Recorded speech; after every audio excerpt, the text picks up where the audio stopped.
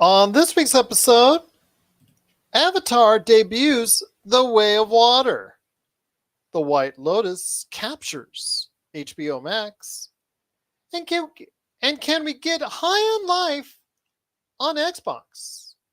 All this and more as we reach our next stop, the PCC Multiverse. And we're back with another episode of the PCC Multiverse.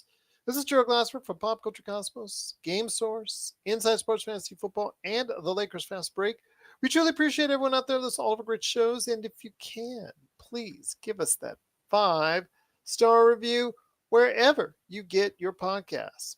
Plus, if you can like, share, subscribe, follow, or do whatever it is that you can to support us right here at the Pop Culture Cosmos, Game Source, Inside Sports Fantasy Football, the Lakers Fast Break, Vampires, and Vitae, Wild Beyond Witchlight with the Wizards and Wine, and also everything that we do at popculturecosmos.wordpress.com. Of course, Pop Culture Cosmos on Facebook, where you will see a ton of tabletop RPGs right there in the archives.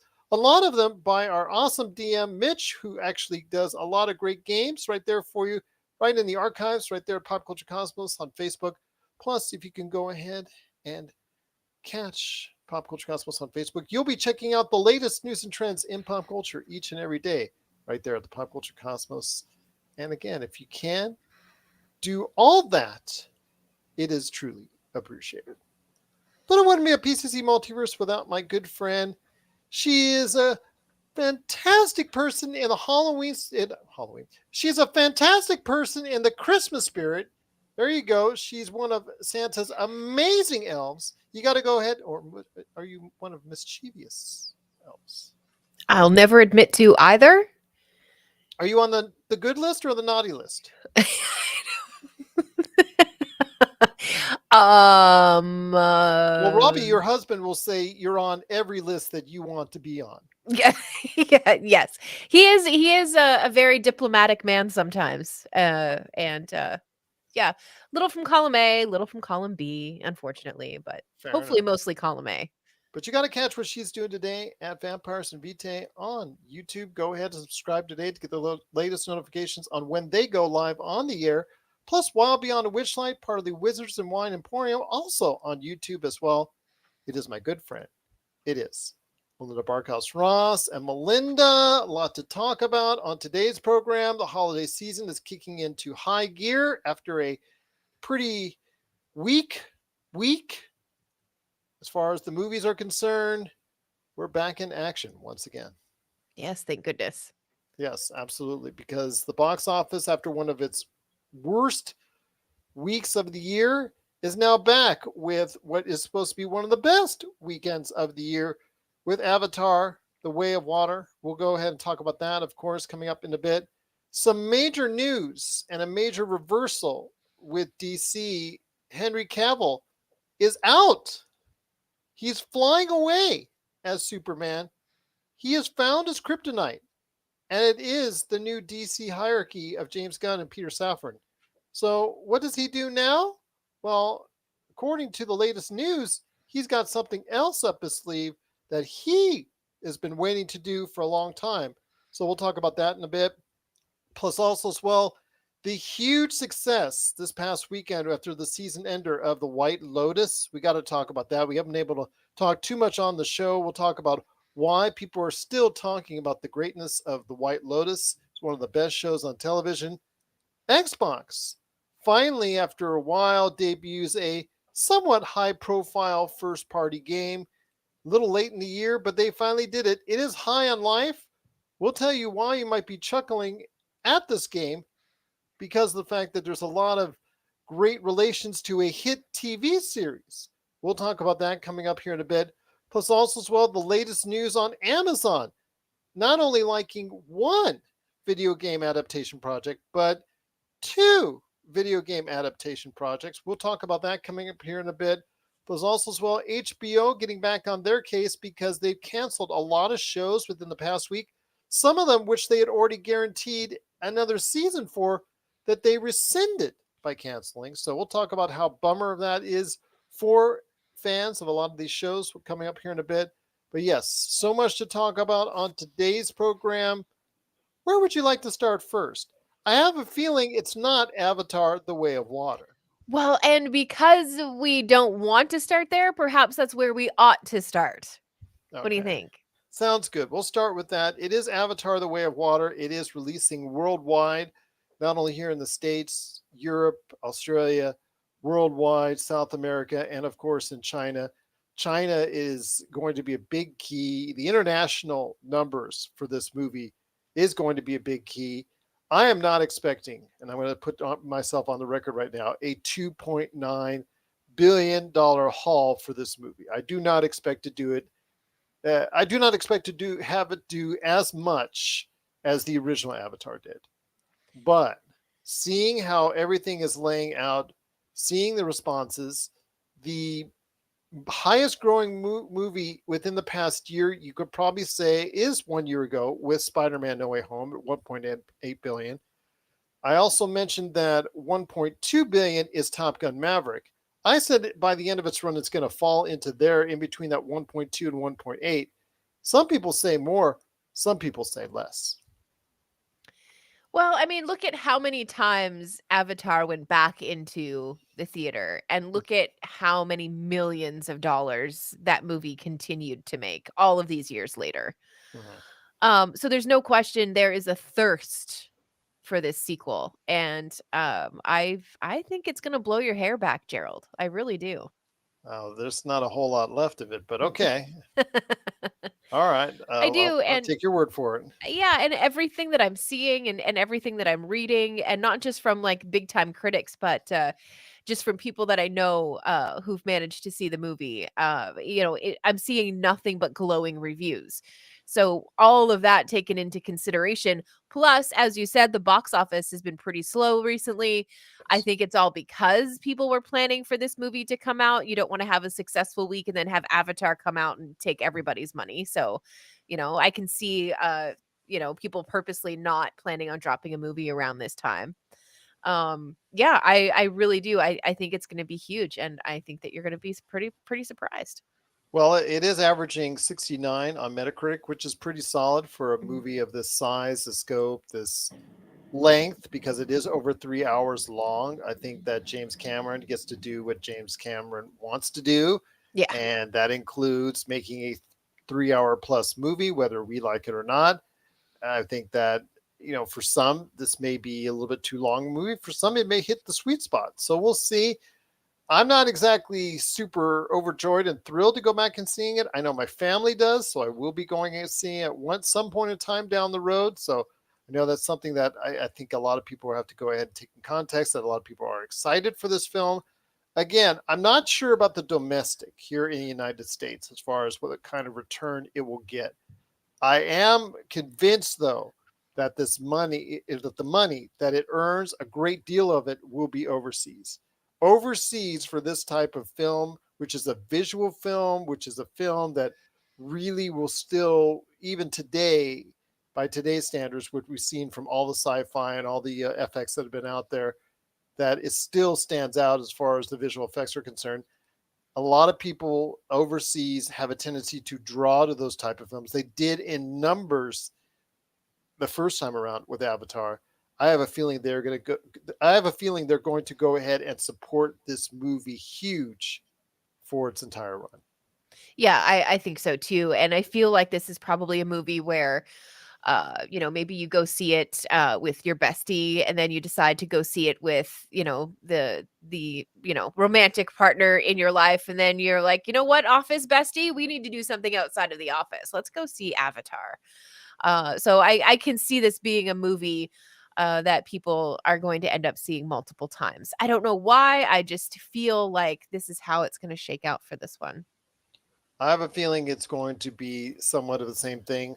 I don't think it has all the goodwill like the first Avatar or like even Top Gun Maverick, because Top Gun Maverick, a lot of people were excited for that film as it got closer to release.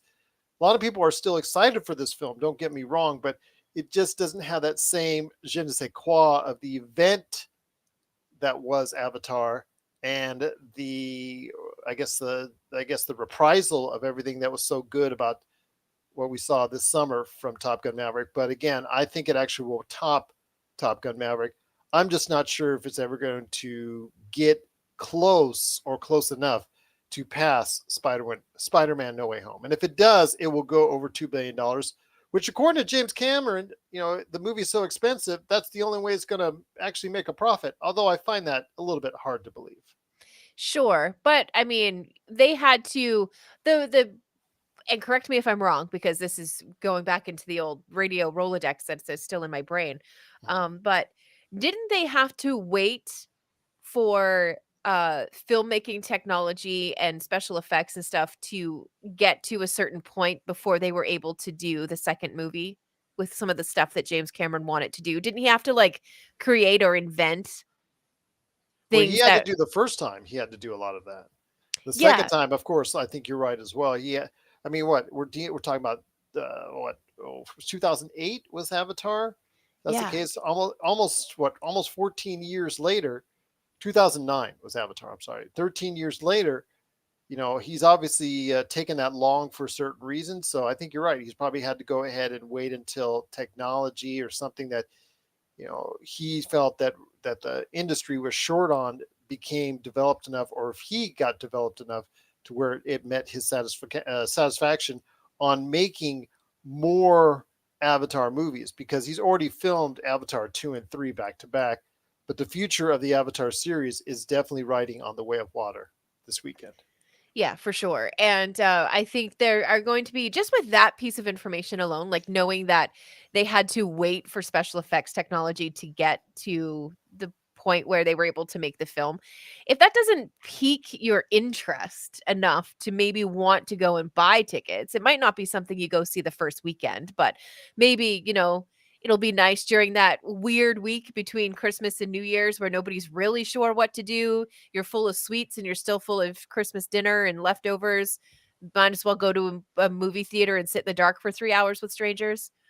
There could be something to be said for that. Also, that's a fantastic break from relatives if you're stuck in the house. That's a 3-hour movie. Go ahead. Yes. Even if they come with you, they can't talk to you for 3 hours. So it's still a good break. This is true, unless you have that individual right next to you that loves to talk during the movies. Oh, they're the worst. Oh, I know the scene. I know. I can tell. It's coming. I heard this in the previews. I heard this. Yeah. Don't like that either. What's Can I happening? watch the movie, please? If you don't mind, sir. Yes. Yeah. Absolutely. But I really think the movie will do well. I'm not going to tell you any differently than I just know that the 2.8 or close to 2.9 billion dollars, or even more than that. I have to check the stats. It's under $3 billion, but just under $3 billion that Avatar the original made, I think that's safe for now. I even think that Avengers Endgame's $2.8 billion is safe for now. I just think that maybe 2 billion is a possibility, but I have a feeling it's just going to fall somewhere just short. That's just me. That's just the vibe I'm getting. Sure. Well, I mean, you have been right from time to time, but also, gosh darn it, I have been right from time to time That's as true. Well, well. So, but you got to remember as well, because what was different then was that what happens after a release in the theaters, it goes to DVD, home video, things of that nature. yeah, and then it Here, might end up like on well, I guess there wasn't really streaming, was there, at that no, there point? was no No. streaming at that time. So Yeah. that's one thing. That's one reason why I'm hesitant to say it's a lock for 2 billion, simply because of the fact that people will wait until it hits Disney Plus. That's just what I'm thinking what might happen. So Yeah. Well, you got to remember too, like I said, this time of year, people might be looking for an excuse to get out of the house, and a 3-hour long movie just might be appealing enough, you know?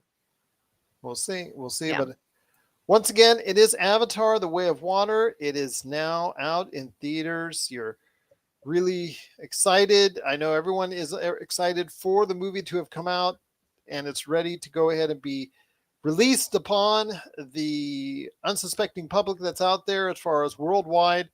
I think it's really going to do well. How well remains to be seen, but we'll definitely be charting it for you. Josh and I will have a follow up on the Monday show on exactly how well Avatar: The Way of Water did in its first weekend. But what are your thoughts on Avatar: The Way of Water? Are you excited for Avatar: The Way of Water? Do you want to go see Avatar: The Way of Water? And what are you, if you have, what are your impressions of Avatar: The Way of Water? Please let us know your thoughts. Popculturecosmos@yahoo.com. Well, my friend, there's still much more to talk about on today's show, and I know this is a subject that you and Robbie Ross, your awesome husband, has been wanting to talk about here for a little bit. And that is the news this week that Peter Safran and James Gunn, the new heads of DC, actually essentially notified, they sat down with Henry Cavill and gave him the bad news that they're developing a Superman movie without him as Superman. It's developing, I guess, in the younger Superman, an earlier timeline of Superman. I don't know how they're going to be able to structure it. Is it similar to the vein of the Batman, like in a year two type deal, which we saw with Robert Pattinson's, maybe something like that? Is another origin story? I hope to God not, because I'm tired of seeing origin stories for Batman and Superman. Really had my fill of it. I know the story. I've seen it 100 times.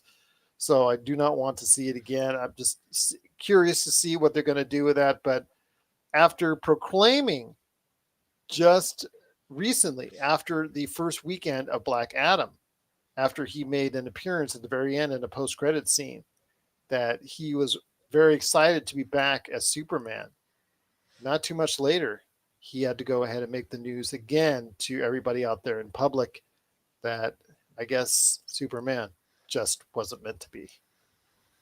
Yeah, and that's too bad. And everything that I have seen about, it being a younger Superman, they are, or at least I have read that they're not interested in redoing an origin story. They're not going to go back to him leaving Krypton and all of that stuff. It'll be it'll be an older, younger Superman. Does that make sense? I You guess know, so. maybe post high school, but before he starts working at is it the Daily Bugle or the Gazette? I get them confused. It's the Daily Bugle. Yeah. So perhaps it's, his early days at the Bugle. Who knows exactly what they're going to focus on there. But yeah, it was certainly disappointing. And I feel like you'd be hard pressed to find another actor right now, at least, who is top of mind to play Superman. I mean, that's a heck of a cape to put on, you know? Absolutely. I do want to make a correction, though, from what we were talking about earlier before the break. Mm. Avatar made just under 2.9 billion. Avengers Endgame just under 2.8 billion. Top Gun Maverick is at 1.48 billion. Ah. So I thought I said 1.2, 1.48. I still think it's going to slot somewhere between that and Spider-Man No Way Home, which ended up at 1.9 billion. So I think it's still going to be in like the mid to high 1 billion. So I guess Avatar, they'll just have to deal with the $1 billion. Oh dear gosh, in my estimation. But getting back to Superman and Yes. Henry Cavill, I know Josh was really, really upset when I posted the news on Pop Culture Cosmos on Facebook. He was really, really upset and vented his frustrations online. He was very frustrated off air when we talked as far as, what's going on with it.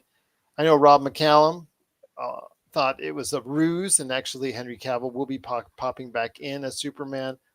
I don't think so. I don't think they would have made this public announcement if it was a ruse of any kind. I think it's something that they do want to go ahead and do. They want to try and clean up this DC universe. You've heard after last week, I know we talked about Wonder Woman and how Gal Gadot's time as Wonder Woman may be in peril as well. I know Patty Jenkins may or may not still be directing the next Wonder Woman. We're not sure about that, or if there is going to be another Wonder Woman.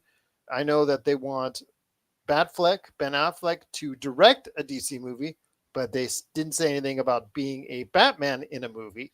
So that kind of is weird as well. So I have a feeling they're there to make a lot of wholesale changes, and I don't think it's going to include a lot of that or include a lot of the Justice League. We already know that what we see as far as with Jason Momoa, he has also been talked about after Aquaman 2 is being gone as well, or playing Lobo, a different character in the DC universe. So I don't know. I don't know, my friend. A lot of changes are being made.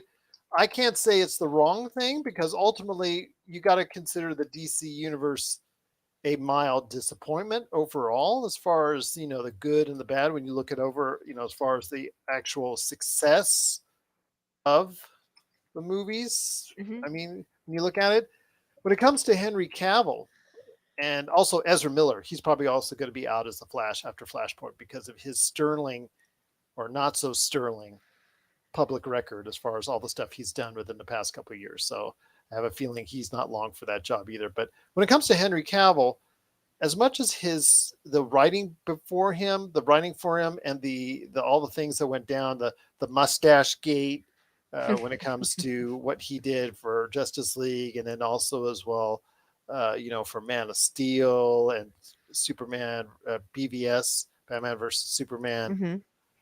Those movies weren't good, That's true. and he's really never had a great performance as Superman. I know Josh is higher on Man of Steel, way higher on Man of Steel than I am. Uh, Even if that's the case, I was still pretty excited to see Henry Cavill as Superman another time. I felt like you know, he's never been given a chance. He's never been given a clear chance to go ahead and prove himself as a quality Superman. I just think all the stuff that's been written for him and done has been bad. I just think that he is actually capable of playing the role. It's just that DC and Warner Brothers have never found a good script or movie to go ahead and put him in.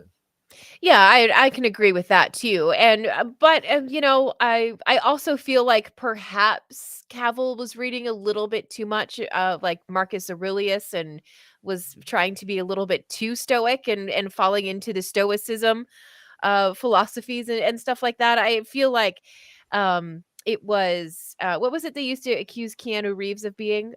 Wooden or something, as Yes, an wouldn't. actor. Yeah. So Whoa, yeah. whoa. I mean, now it's a pop culture phenomenon when you But say now he world like plays that. John Wick, who is an emotionless killer, assassin. He's not Now, emotionless. Are you kidding me? They killed his dog. well, that's when he was angry and whatnot. But even then, he just doesn't.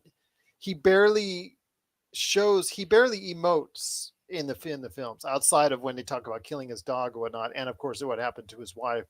But he just, for the most part, he's just like, okay, do I have to really get back into it and kill again? Okay, I guess I have to. I really didn't want to get back into it. Now I'm back into it. You're all gonna die. They all die. And the movie. Yeah, he's thinking he's back. But Yes. really, I think that Cavill perhaps just didn't have as you said, a fair shake at the role of Superman. I don't think they ever wrote him a good script. Yeah, and I think that it was a lot of I'm going to use the word platitude, but I don't know if that's quite the correct term for it. It felt like, James Gunn, and what he had to say about Cavill, and what Henry had to say about the meeting. It just seemed like it was nicety for the sake of public perception.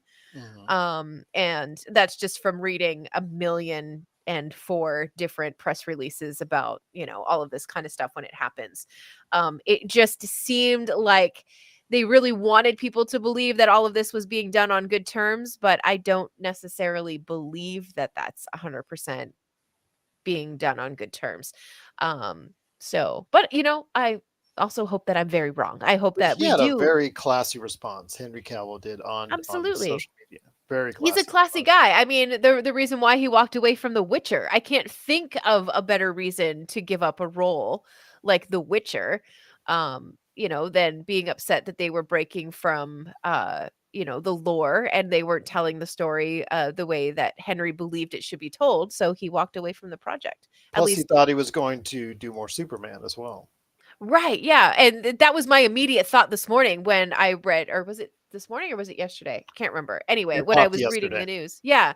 When I was reading it, I was just like, "Wow, I guess he's got some free time coming up." And then I was immediately like, "Well, I know he probably has some Warhammer minis to paint. So I guess he's got time to pursue those hobbies." Speaking of Warhammer, Uh-huh. which is a series we don't talk about enough, I know that we Uh-huh. brought on Robbie earlier this year to go ahead and relate the love of Warhammer and the Warhammer series to a larger audience.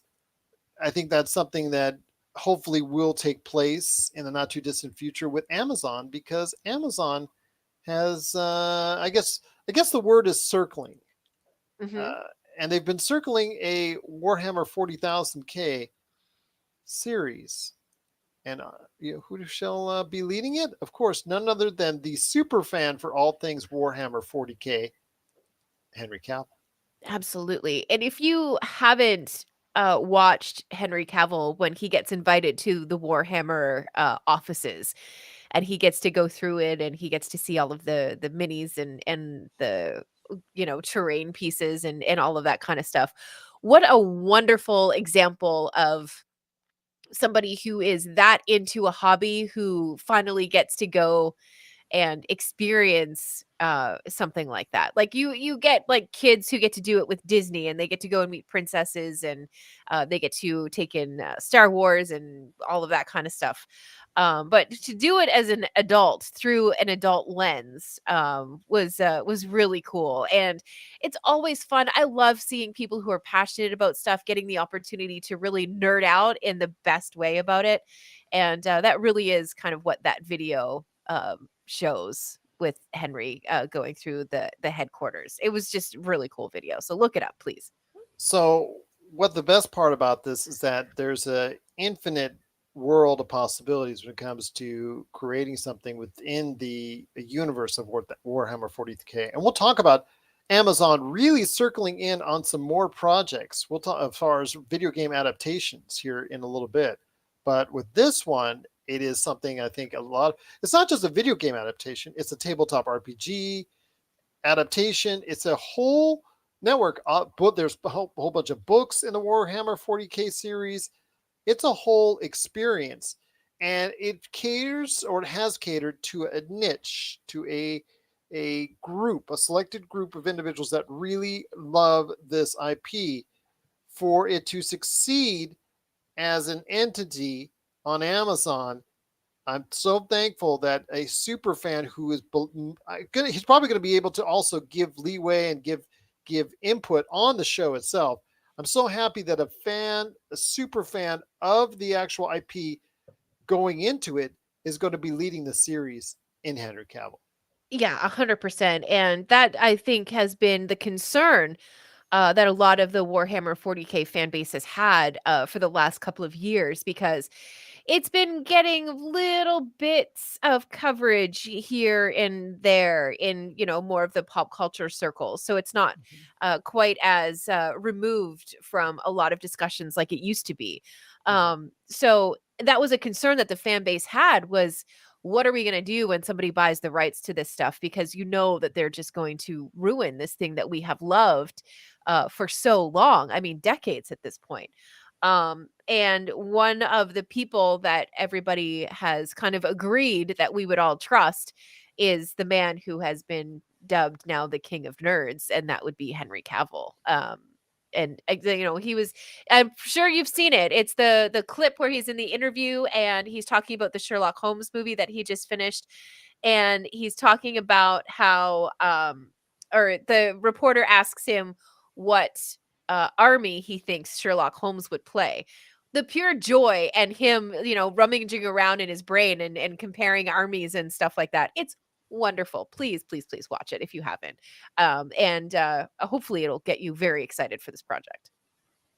A long time ago, earlier this year, Deadline reported that Amazon was also circling around another video game adaptation, Mass Effect. I've heard nothing since then, which Mhm. always concerns me.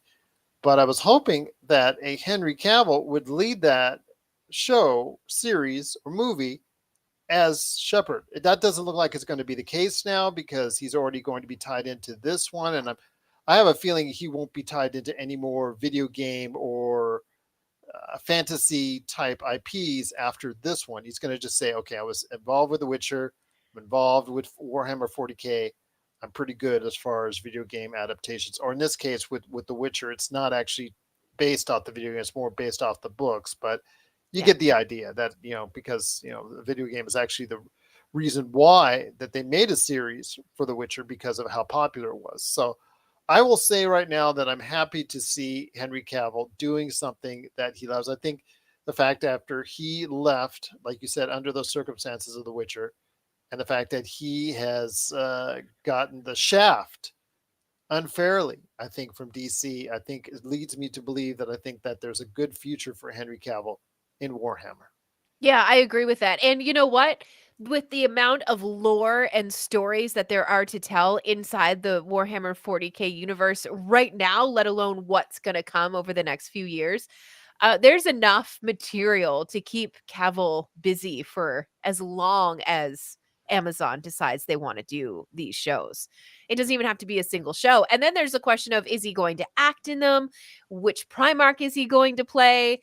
A lot of people have money on Sanguinius. A lot of people are hoping for Sanguinius. So I don't know. It's an exciting project, and my house is all a buzz about it. So That they are indeed. I mhm. even heard it before we went on the air. But Yeah. what are your thoughts out there on Henry Cavill getting the shaft as Superman and being kicked out and is no longer the guy? He's no longer the Man of Steel, but now he could be the man behind a Warhammer 40K series on Amazon. Please let us know your thoughts. Popculturecosmos at yahoo.com. Well, my friend, 1/2 hour down, 1/2 hour to go right here at the PCC Multiverse. Once again, it's Melinda Barkhouse-Ross and me, Gerald Glassford. Thank you so much for watching and listening. Speaking of video game adaptations, I want to hear your thoughts on this. God of War and Death Stranding have both been announced recently as far as video game adaptations by Amazon. I really think it's smart because they saw Netflix sucking up all these video game adaptations and they said, you know what? We want to get our share as well. That's awesome. That really truly thank the stars that all these great adaptations. Again, I'm still haven't heard any confirmation on Mass Effect. Still hoping on something there, but we've seen in the past year a lot of this stuff as far as adaptations for League of Legends, Uncharted, a whole bunch of other things, video games come to life. Video game adaptations are now Sonic the Hedgehog. Video game adaptations are really now becoming a way of doing business and a storytelling medium that's no longer a joke. Yeah, absolutely. And We'll just forget about that Halo series thing. I liked it. yeah, I mean, a lot of that was truly unfortunate. Oof. But yeah, no, I'm excited for a God of War adaptation. I think that's going to be wonderful. Um, and it's always interesting because I can remember like playing through Call of Duty, which took me forever because I'm terrible at first person shooters. But with the story that the video game was telling, I was like, this would be such a great movie. Like, why aren't the people who write these video game stories the people who are writing movies? It turns out that they are, and that's Yes, what the they're Call of Duty movie. doing. Yes, So yes. yeah. Call of Duty has also been another one that's going to be sucked up, and that's also getting an adaptation. So yes, rest assured, Call of Duty is going to be part of something special on a streaming service. I'm assuming near you or TV, or if it's a movie, it'll be brought out in that context. So yeah, Call of Duty will be something I think that's brought out. But yeah, I think with Death Stranding, I think that was not too much of a surprise because Norman Reedus, who you know from The Walking Dead, plays the main character in Death Stranding. I'm hoping that the visual tone of Kojima is there. Kojima is so brilliant at the way he can go ahead and manipulate things within the course of his game, as far as bringing you different images, things that you weren't expecting, images that are very beautiful to see. His gameplay and some other things have not always been the greatest. Death Stranding, has been criticized as being nothing but a overloaded delivery simulator. You know, you were just walking around with just like box on your back a whole bunch of time. Just like, okay, here we go over the rocks here, over the rocks there. But it does have a compelling story attached to it. Kojima, is really into Death Stranding, and they just announced at the Game Awards that Death Stranding 2 is on the way. So I want to hear your thoughts on this because Death Stranding is something I think that it could be an adaptation of this could really do something special for Amazon God of War, we already know that's going to be a killer on Amazon. That's just something that I think that you can't avoid. I think the story tells itself, and just War Against the Gods. We've seen these type of movies before, and they usually hit more than they miss. But when it comes to Death Stranding, this could be different, could be special, but could be a lot of fun. Yeah, absolutely. And really, that's kind of what we all go to the movies for, isn't it? Just to be able Yes, to have a little bit of fun. So I'm all for anything that, brings that to the box office and gives people something to be very excited about. And, it's honestly just as long as all of these adaptations are true to the lore and true to the source material. I can't see a lot of these hitting a bad mark.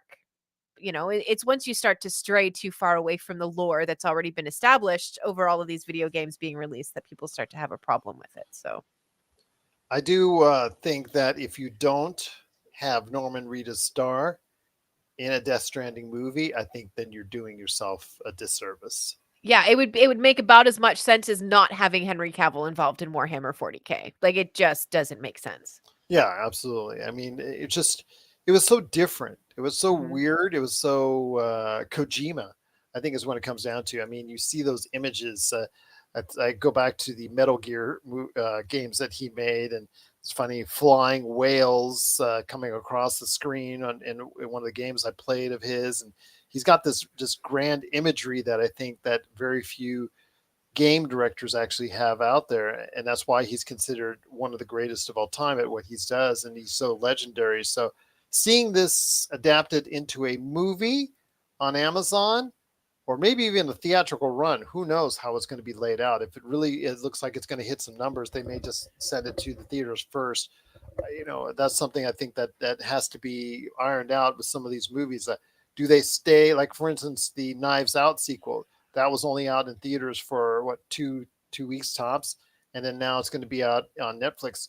I think if Netflix had to do it over again, I would have at least released it in theaters for over 4 to 6 weeks and then put it out on Netflix. But that's just me. I think that with a Death Stranding movie, we could see something truly different and truly special. Yeah, I couldn't agree more. And it's another project that's worth keeping an eye on. Absolutely. What about God of War to you? Kratos, angry at the Yeah. gods, Yeah, that whole I type of mean, deal, the motivation. yeah, who doesn't love a movie where you get to follow someone's journey as they rage against the gods? That's Yeah. that's like classic sitting around a campfire telling stories stuff. Plus, I mean, the video games they were okay. Yeah. Well, we also thought we all exactly. Yeah. We also talked about the Gears of War movie coming to Netflix. I mean, Yeah. to me, this is something at the time I started this show back in 2016. Something I was crying. Josh and I were both crying out for. Is there's a lot of good stories within the video game medium that weren't being told, Hmm. and when they were told, they, for the most part, they were pretty bad adaptations. They didn't seem like that the individuals involved really cared about the product or the game that they were actually trying to represent on screen. So I felt that there was a disconnect between the actual game IP and how it was translated onto the screen. So I'm thankful that all these years later, we're now seeing a barrage of great adaptations, or at least ones that on the surface should be good. Again, Halo was supposed to be good, but unfortunately did not meet the mark. But it sure did numbers for Paramount Plus. So who can argue with that ultimately? But when it comes to like Arcane from League of Legends and some other great video game adaptations that have come out, Uncharted even made $400 million, which I think is going to be enough to earn itself a sequel. We're not 100% sure on that yet, but even if that's the case, it wasn't a great movie either. But still, there are some good video game adaptations now being put center stage, which is going to get a lot of people interested in video game adaptations in the years to come. Yeah, couldn't agree more. And again, there's just so much to fall back on in terms of storylines and where you could take, I mean, Call of Duty, once that starts to come as movies or even a television show, I mean, Mhm. that's that is years of content to sift through and I would make storylines that to a movie pull. personally. Would you make it Yeah. a TV series? I would make see the how they're deciding on which are a movie and which are a TV series is kind of interesting. I've Call of Duty should be a movie. I don't know if it I is, but I think Call of I Duty should be a movie series, personally. I agree with that. But then you also have, and I'm forever going to come back to Marvel, because I think that when Shield was on television and they released a Marvel movie, and then you watch Shield that week and it was already referencing the movie that had just come out, I just thought that's such so smart. So I if you're gonna do Call of Duty as a movie series, fantastic. But you could also do like even like a mini series where you have 5 or 6 episodes that are gonna tie into the next movie. I just feel like crossing the digital platforms with a theatrical release it gives you an opportunity to take advantage of both platforms, and then when the movie transitions to the platform, perhaps it's not going to take so much out of the box office. That's true. That's a good point. I really think, though, that when it comes to these video game adaptations, again, you are going to see some hit, you're going to see some misses, you're going to Of see course. things that probably will not make some of the fans of these IPs very happy, and then some of them they will be happy. I think it's going to be the thing is though that there's more video game adaptations coming out. I'm really happy about that. The fact is, yes, there's going to be some good, there's going to be some bad, but at least they're coming out, and it's not just the smaller names. Like the Cuphead show was a success on Netflix as far as the little animated shorts. That was really cool. I really enjoyed that. I think that when it comes down to it, though, I'm really happy to just see a plethora of video game adaptations. Hollywood has to reach for stories. It can't always find original stories. You and I talk about all the time how we see rehashes and reboots and things of that nature. As far as, oh, this is a successful '90s movie. Okay, let's go ahead and just re-envision it in our own eyes here. Let's just go ahead and redo it. Or this is a spiritual successor to that '80s hit movie that you once saw. I think that finally they've run out enough ideas that now that Hollywood is now, or the movie industry is now looking at these video game adaptations, say, you know what, this is a great place to go ahead and tell some good stories. Yeah, I agree. And as long as they don't alienate that video game fan base, then even if it's a bad movie, at least you're still gonna make some money off of the video game folks who are gonna go check it out. Is there any one game that you've not heard yet that you would love to see produced into a TV or movie? I already think I know Yeah. which one you're going to say. Well, okay, so I mean, there's the predictable answer. I would love to see a Diablo series or movie Really? of I some would have sort. never I know. guessed. I know. It's weird, right? But I do think that there are incredible stories to be told in the Elden Ring universe. Yes, agreed. Yeah, I think that even if it's a computer animated series or movies, I think that the world that they built is stunning, and I think that the lore is interesting enough to keep people into it. I've actually played over 100 hours of Oblivion, Elder Scrolls Mm, 4. Elder Scrolls 5, you always tell the story of how I was playing about 20 hours in and I got stuck. I yes. just said, forget it. And Yeah. so I probably will play it again sometime, but hopefully, if the sale goes through, we'll get it free on Games Pass so I can go ahead and play it free whenever I want. But that's up for debate right now with the FTC and all that. So we'll see what happens there. But I think that the Elder Scrolls would be actually a good fantasy series to go ahead and dive into. I know that Fallout is another series that has Mhm. been greenlit for Amazon. So that's something, again, a lot of major IPs that are out there. Of course, I mentioned Mass Effect. I'd love to finally get a confirmation that yes, somebody is doing it. Yes, Amazon's doing it or somebody else is doing it. But, we haven't seen anything as of yet. If Mass Effect, the next Mass Effect that comes out is a hit, then I think it's just going to be a matter of, if not when, a matter of when, not if, that there will be a series or a movie adaptation of some type that's confirmed, if not by then. But I'd probably say if there's a video game adaptation that I would probably do of some major IP. Hmm. Did you say Elden Ring or Elden Scroll? Elder Scrolls. Ring. Okay, because I would do Elder Scrolls. Yeah, That's that what would be because a I great one too. yeah, that's what I was thinking. I misheard you, and I thought you said Elder Scrolls, not Elden Ring. Because I was Oh gonna, God. if you said Elder Scrolls, I was going to say Elden Ring. Eh, but since you said Elden Ring, I'm going to say Elder Scrolls would be another major series. Again, as I said before, Elder Scrolls I played over 100 hours of. So yeah, I think that would be a great fantasy series.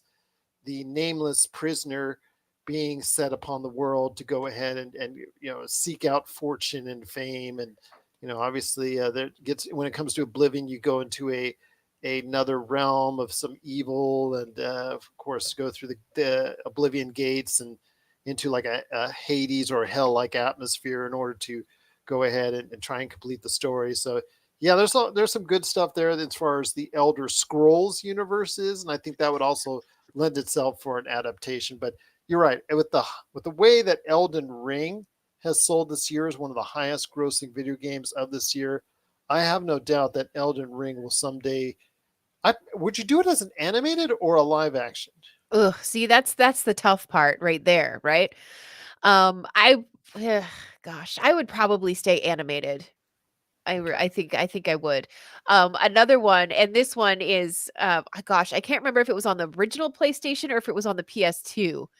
Legend of Dragoon. Do you remember that game at all? Does that I, ring a bell? that does ring a bell. Yeah, absolutely. Yeah, that would be a really fun, like, nostalgic kind of throwback. That I could see as a series. That would be easy to digest, bite-size, pieces of information in episodes. I think that would be great.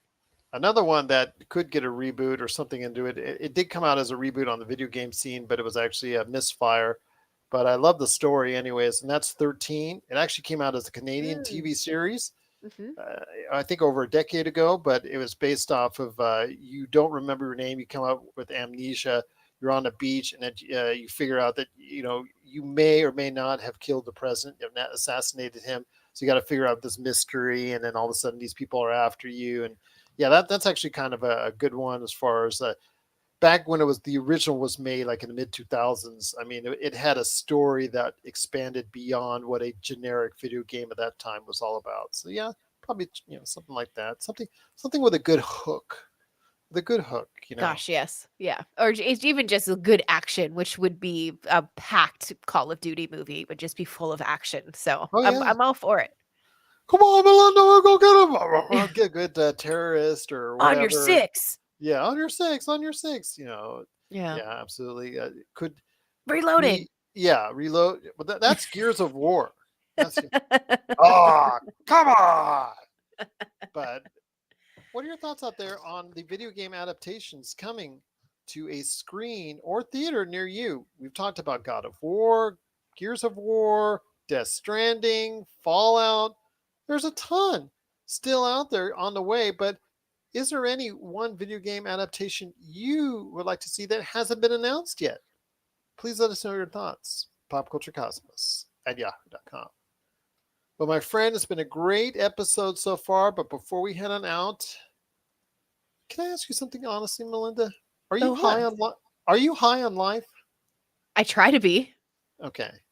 Okay, because the new video game from a system that you will never play, Xbox, came out this past week in Right. High on Life, which, if you've checked out the videos, is a hilarious game that just came out. First person shooter. It is as crazy as you would think normally on the surface because it comes from the guys who make Rick and Morty. So it's so weird because they just finished their latest season and then just a few days later released this video game onto the world as far as onto the Xbox platform. It's now available on Games Pass. It looks like it's a lot of fun. I've watched quite a bit of it so far. It's got the snarky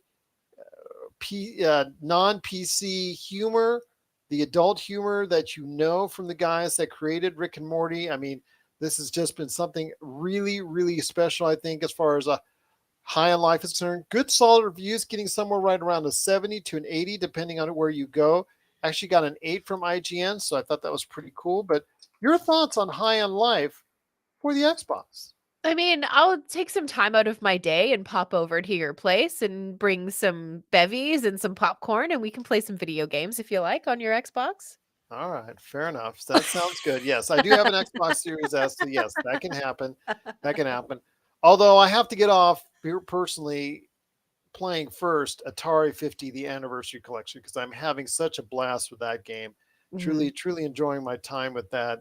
And I highly recommend it to anyone out there. Atari 50, the Anniversary Collection. If you get a chance, play it. It's only $40, but it has a wealth of knowledge on the Atari and background. It has almost like a docu-series mixed in with over 100 of its most well-known titles. So that's really a special game. But yes, High on Life is really, really something I think that's going to be cool. It's going to find its own niche. I think, again, it's from the guys who make Rick and Morty and Dan Harmon, Justin Roiland, two guys that you all know from these shows. That's the only thing that bothers me with the game. It's just that, okay, it's very, because of the success of Rick and Morty, it's very hard for me to picture something other than Rick and Morty when I'm watching the game because it's the same exact voices that they do Right. in High on Life. Yeah, that would make it a little difficult to separate, you know, I'm gonna say the word reality, but I don't mean that because it's a cartoon, but, Yeah, you know, separating the real world from the video game world. yeah. We can put it that way. That would, that could be a little bit tricky, but I would assume that, you know, the more game you play, the more comfortable you get with that duality happening. I can't wait to see how well this is received by the Xbox audience, which have been starving for a frontline, even double or triple A game first party for quite some time. I know that a lot of people were upset that they didn't debut any new games at the Game Awards. I know that that was a great conversation. I know that's a lot of uh, people upset out there. I know a lot of Xbox gamers are upset because of the fact that not only did Sony win all the awards outside of the big one for Elden Ring, that there was nothing mentioned in regards to Xbox at all outside of one basic commercial on Games Pass.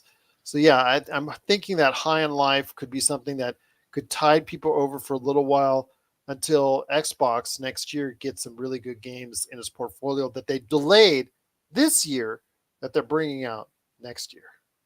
Yeah, and you know, you know, as somebody who would play in an Xbox, sorry, I have a sneeze coming, and it's going to be a big one. I'm really Okay. sorry. I'm going to try to get this out before it happens. But I think you know, for Xbox fans, it's always tough when you go through those dry spells. Mhm. You know, when there just doesn't seem to be anything new coming out. But this game, it's not going to be for everybody because not everybody likes that level of snark. You know, not everybody's into Rick and Morty. And I think that you know, the humor of the game might convince a few people, but you know, it's going to hold over a certain fan base of Xbox players, but I don't know that it's going to everybody over. They need to do something, and they need to do something quick. Absolutely. They need to bring out Redfall and also Starfield ASAP. You know, that's probably not coming out till summer at the very earliest. So it's kind of disappointing there, but we'll see what happens. But Xbox needs to, with all the studios that they have, need to go ahead and bring out some more games, first party games, because right now Sony is in the lead in regards to the number of quality first party games they can produce or out there for you for its latest PlayStation 5. Xbox Series S and X doesn't have that same amount, and that's disappointing for Xbox fans. Yeah, absolutely. But you know, the pendulum swings back and forth all the time. So I'm sure that there will be a Sony you know, drought and Xbox will flourish for a little while. It just seems to be how it goes. That you're right. You're right on that. That does seem to be the case, and so we'll see how the pendulum keeps on swinging for both Xbox and PlayStation. But what are your thoughts out there on High on Life, the latest first person shooter that's actually a first party game for Xbox now available on Games Pass? Please let us know your thoughts. If you like this rendition from the guys known for Rick and Morty, please let us know your thoughts. Popculturecosmos at yahoo.com. Well, before we head on out, my friend, and before you let everybody know what's going on in your world with Wizards and Wine, Wild Beyond the Witchlight, and of course, Vampires Vitae, I do want to mention that this week also the first trailer for Spider-Man Beyond the Spider-Verse Hmm. came out. And as we've talked about before on this show, the first movie that came, as far as that's concerned, was a hit. It earned acclaim. It earned, I think, an Oscar for best animated film. I think the first one did. So Spider-Man Into the Spider-Verse was a sensational hit. That was absolutely, cannot say enough great things about it. So when it comes to Spider-Man Into the Spider-Verse number 2, which I think is Across the Spider-Verse this time. So Spider-Man Across the Spider-Verse. They dropped the first trailer of it this week with a whole bunch of Spider-Mans now very angry at Miles Morales for something he did, something he feels like he needed to do. So there, you see in the trailer that they're all chasing after him. We're talking about every single variation seemingly that's been ever made on Spider-Man, which I thought was really cool. Your thoughts on Spider-Man Beyond the Spider-Verse? Yeah, I loved the first one, and I'm very excited for this one. I'm excited to see where they take it, and where they continue to grow it, and all of those good things. I don't think I had a single issue with any part of the movie, to be honest. So I'm definitely going to be tuning in, and tuning in much faster for the sequel than I did for the original movie. It took me a little bit of time to kind of warm up to the idea, because Spider-Man happens so often, and I feel like um we were we had Tom Holland taken over yet when this one came out. Yeah, he must have. Yes, Yeah. yes. Yeah. Well, this is Okay. actually, I should correct myself again. Beyond the Spider Verse is the one coming out in 2024. Mm. The one coming out next year is Across the Spider Verse. So, okay, I'm going to have to give myself a quiz on this because all these Spider Verse movies are just like confusing the heck out of me. But Yeah. the one that's coming out next year, the one that they dropped a trailer for this week, is Across the Spider Verse. Spider Man Across the Spider Verse, if you can say that correctly, Gerald. So, I really think that it's going to be something special again. I don't know if it'll hit the same highs as the first movie, because again, that movie surprised a lot of people. Sony Animation Studios knocked it out of the park with that Mhm. movie. It was best animated movie, and it was no doubt in my mind for it. It was one of our best movies of the year that both Josh and I had on our list at that point in time for that year it came out. And I think again, it's going to be, when you have a first movie that is done so well and did so well, it's really hard to live with that, or live up to that with successive movies in a trilogy per se. Yeah, it's gonna be. I'm curious to see, how, again, like I said, how they're gonna keep growing things, and how they are going to, tie things together. And it's always interesting when you see them take a different approach to, any kind of project. And this is certainly an interesting approach for a Spider-Man movie. Absolutely, I loved seeing it. I loved the first movie, and I'm looking forward to seeing, even if it's not quite as good, how they're still going to go ahead and continue the story for Miles Morales in the story, to see how he will go ahead beyond and across and into the Spider Verse. I think he's across the Spider Verse this next time around, and then beyond the Spider Verse thereafter. So, what are your thoughts on the first trailer for Spider Man Across the Spider Verse? I think I got that one right. Please let us know your thoughts. Popculturecosmos@yahoo.com. Once again, it's just so confusing with all these Spider Verses. Everything has to be a verse. All of these We were the Spider-Mans, I don't know what to do. PCC Multiverse. But I was the first one, I think, because it was 2016. All these verses came after, so they're all behind us. You're the OG, man.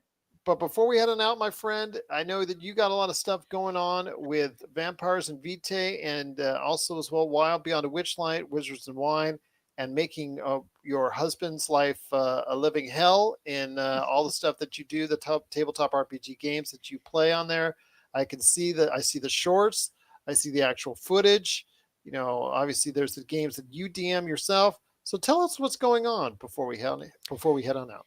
Well, I am, what's the word I want to use? Yeah, I'm not going to try to make a fancy word out of it. When you have so much on your plate, I think it's called executive paralysis, where there's Mm-hmm. so much to do, you just decide to not do any of it.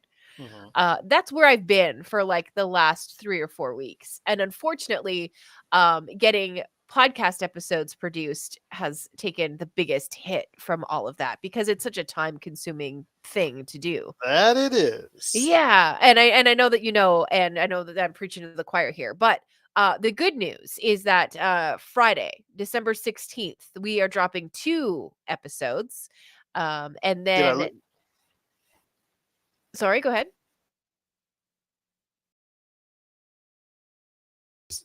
15 seconds there. Okay, no problem. Rewind. Yes. So tomorrow, well, okay, so December 16th, as of the time that we're recording this, I have 2 episodes that are ready to drop tomorrow. So that's 4 hours of Vampires and Vitae content for you to check out. And then next Friday, which will make it very close to Christmas, the 23rd, you're going to get 2 more Vampire and Vitae episodes. And then after that, we're going to go back to releasing just 1 a week. And that should have us pretty much caught up with the audio that we've had recorded that I just haven't taken care of. And we're very excited. We finally know exactly the date where Tyler is going to be available again on Sundays. New jobs, so we had to wait for that temporary position to become permanent, and then he was able to make a change in his schedule. So the good news is that we're going to be back to the main season 2 campaign, and Sean, if you've been watching, who plays Kai, is joining us now for the main campaign. So we're going to work him into season 2.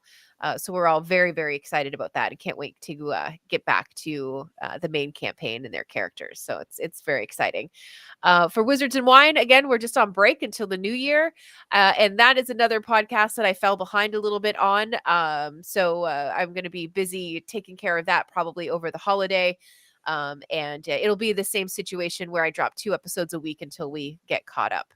So that's kind of where we're at. And I'm sorry that I fell off the wagon that hard for getting stuff done.